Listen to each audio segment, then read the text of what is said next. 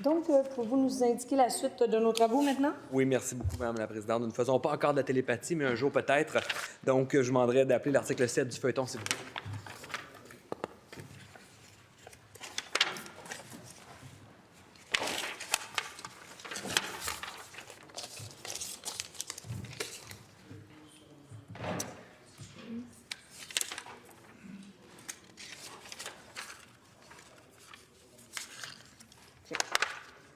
Donc, à l'article 7 du feuilleton, l'Assemblée reprend le débat ajourné le 3 décembre 2024 sur l'adoption du projet de loi numéro 32, loi instaurant l'approche de sécurisation culturelle au sein du réseau de la santé et des services sociaux. Est-ce qu'il y a des intervenants ou intervenantes pour ce projet de loi? Madame la députée, à vous la parole. Merci, Madame la Présidente.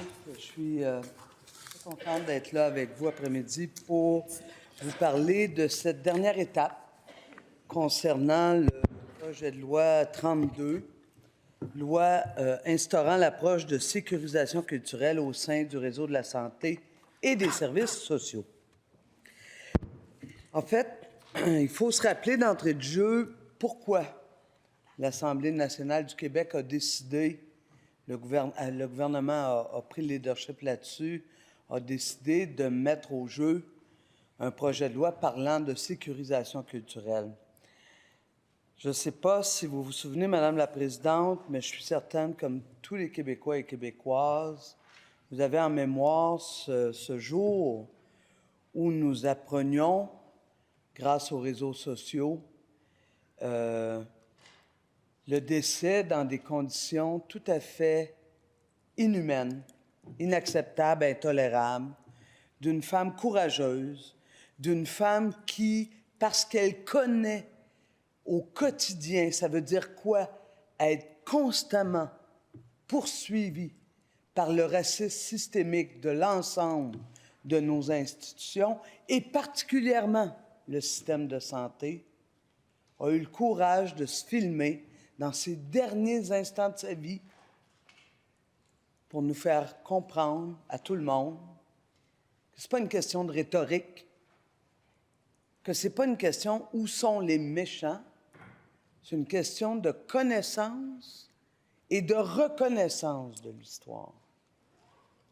On en doit beaucoup à Joyce Echaquan et je ne suis pas certaine, en tout cas, moi je ne me mets pas dans ce lot-là, que j'aurais le courage que cette femme-là a eu.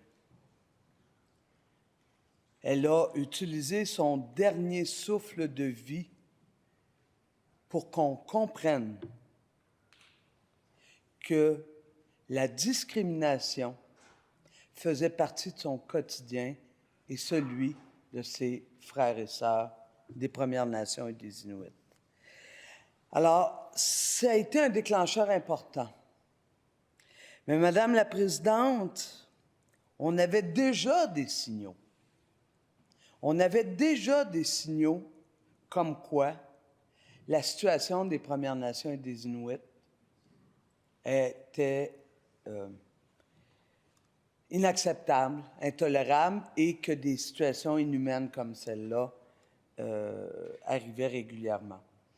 D'ailleurs, vous vous souvenez, la commission Vien nous avait déjà sonné des cloches. La commission royale d'enquête avait déjà sonné des cloches.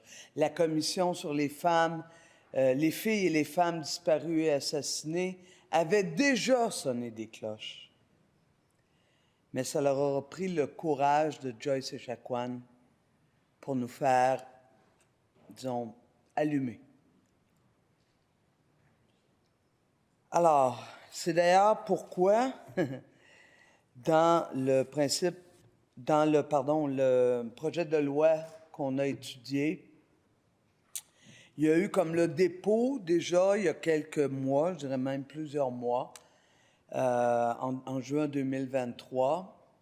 Et lorsqu'on a ouvert le premier processus, la première étape du processus, aujourd'hui on est à la dernière étape du processus d'adoption du projet de loi, mais la première étape, lorsqu'on a ouvert les auditions, eh bien, on s'est retrouvé face à des groupes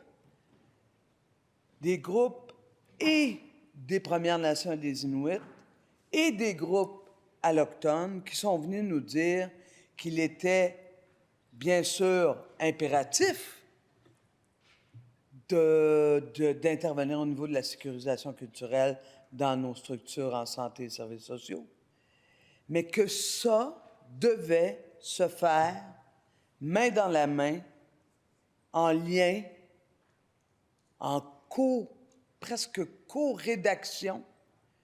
On emploie le terme consacré de co-construction, mais ce qu'on veut dire, c'est d'être égal à égal avec les Premières Nations et les Inuits pour écrire ce projet de loi-là. Ça aurait dû être ça, puis là, je fais faire un pas en arrière. Un pas en arrière parce que on a besoin de comprendre collectivement, je pense, que les Autochtones, c'est pas des chialeux. C'est pas du monde qui, dans le fond, arrête pas de se plaindre. C'est pas des gens qui ont tous, dans le fond, des profils de gens vulnérables, maganés, pas capables de se prendre en main. C'est des êtres humains à part entière.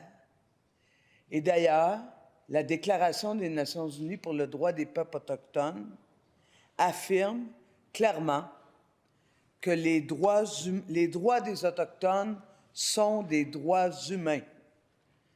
Je ne sais pas si vous êtes comme moi, Madame la Présidente, là, mais d'être obligé de rédiger une déclaration internationale que d'ailleurs le Québec, le Canada a tardé à signer, bien, le Québec notamment parce qu'on n'est pas encore un pays, a tardé à signer parce qu'une telle déclaration dit que les droits des Autochtones sont des droits humains. Non, ça devait pas, ça n'aurait pas dû exister, ça, au début du 21e siècle. Mais on a eu besoin de le faire, puis ça a été la conclusion de 20 ans de travail. De 20 ans de travail des premiers peuples, donc des Premières Nations et des Inuits, et en discussion et négociation avec les Premières Nations sur l'ensemble de la planète et avec les pays assis autour de la table de l'ONU. De cette déclaration découlent plusieurs grands principes, dont un qui est fondamental. Je prendrais de l'eau. Quelqu'un à quelque part. Oh, merci. Gardez ses fins, ce monde-là. Ça se lève tout de suite. Ben voilà. Et regardez bien le nombre de verres d'eau que je vais avoir. C'est pas rien. Là, vous assistez à... Je te crois. Avec plaisir. Merci. Pour toutes les fois, messieurs, dames, qui nous écoutez, qu'il n'y a pas beaucoup de collaboration dans cette Assemblée, il y a des fois où c'est vraiment exemplaire. Vous allez voir, je vais peut-être même en avoir un deuxième. Non, c'est une blague.